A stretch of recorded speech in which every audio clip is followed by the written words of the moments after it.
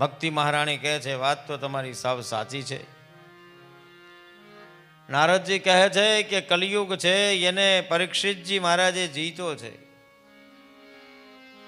ભક્તિ મહારાણી કહે કલિયુગને જીતાય નહીં, કલિયુગને ખલાસ કરવો જોઈએ ખરેખર તો. ત્યારે નારદજી કહે છે કે બધા યુગનું કંઈ ને કંઈક મહત્વ છે, એમ કલિયુગનું પણ એક મહત્વ છે, અને તે મહત્વ છે સમ્ય કલો કેશવ કીર્તના. કલિયુગમાં વધારે કેશવનું કીર્તન કરવામાં આવે તો જ જીવનો ઉદ્ધાર થાય છે. કલિયુગમાં શ્રેષ્ઠ કોઈ હોય તો ભગવાનના નામના ગુણાનુવાદ છે. વધારે હરિનું નામ સ્મરણ કરવામાં આવે તો કલિયુગની અંદર કલિયુગને જીતી શકીએ છીએ. પણ એ ભાગવતમાં બતાવ્યું છે કે કલિયુગમાં ધર્મ ક્યારે ખલાસ થશે?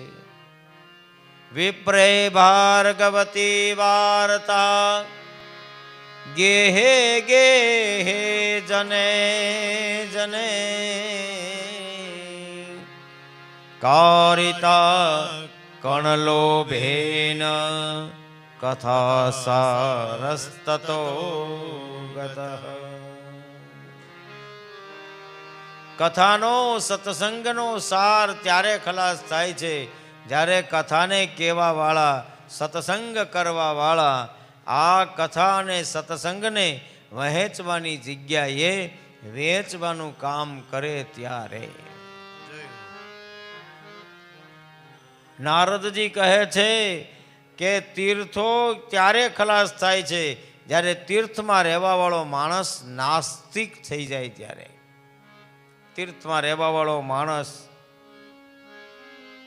ઘોર કર્મ કરવા વાળો બને છે ત્યારે તીર્થનો પ્રભાવ છે એ ખલાસ થાય છે.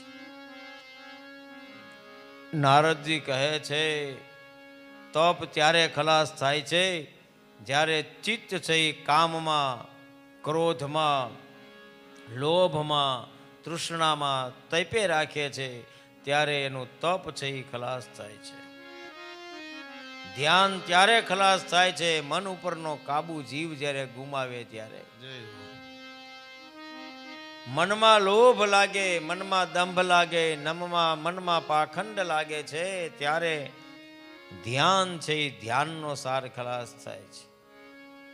પંડિતોની પંડિતાઈ ત્યારે ખલાસ થાય છે જ્યારે માત્ર ને માત્ર સંસારમાં રચા પીચા રહે ત્યારે. પુત્ર પરિવારની અંદર પોતાના જીવનમાં વ્યતીત કરી રાખે છે ત્યારે એનું પંડિતાઈ છે એ ખલાસ થાય છે.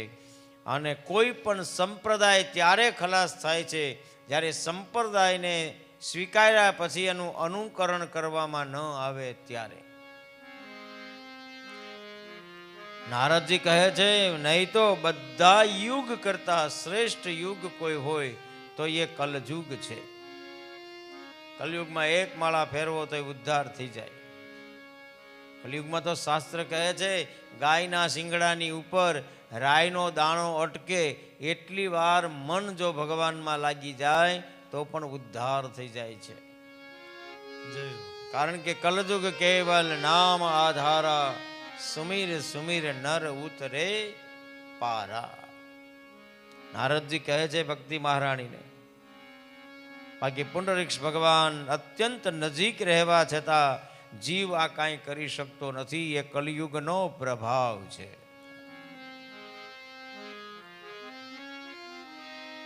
હમણાં મહાકુંભ ચાલે છે ને તો વચ્ચે કોઈ મહાત્મા બહુ સારું બોલ્યા, મને બહુ ગમ્યું કે મહાકુંભની અંદર માત્ર ને માત્ર 2-4 વ્યક્તિ જ નથી, અસંખ્ય લોકો ગયા છે. ત્યાં કેટલા બધા યજ્ઞ થાય છે, ત્યાં કેટલી બધી કથાઓ થાય છે, ત્યાં કેટલા બધા જપ યજ્ઞ થઈ રહ્યા છે. બધાને ભલામણ કરી કે તમે જે સોશિયલ મીડિયા સાથે જોડાયેલા છો એ એવા લોકોને બહાર લાવો જે લોકો ખરેખર યજ્ઞ કરી રહ્યા છે. ઘણા બધા ત્યાં મંત્ર જાપ થઈ રહ્યા છે, ઘણી બધી કથાઓ થઈ રહી છે. પણ સોશિયલ મીડિયા તો કોઈ વિદેશમાંથી 2-4 આવ્યા છે એ લોકોને લઈને મથે છે, બીજા કોઈ આમ તેમ ભટકે છે એ લોકોને લઈને મથે છે.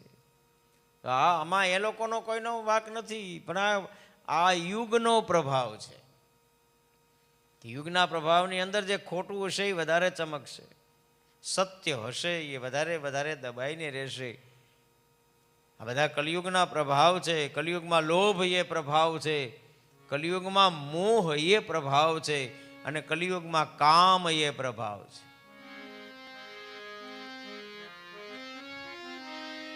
બાકી કલિયુગ જેવો બીજો એક યુગ નથી ખરેખર.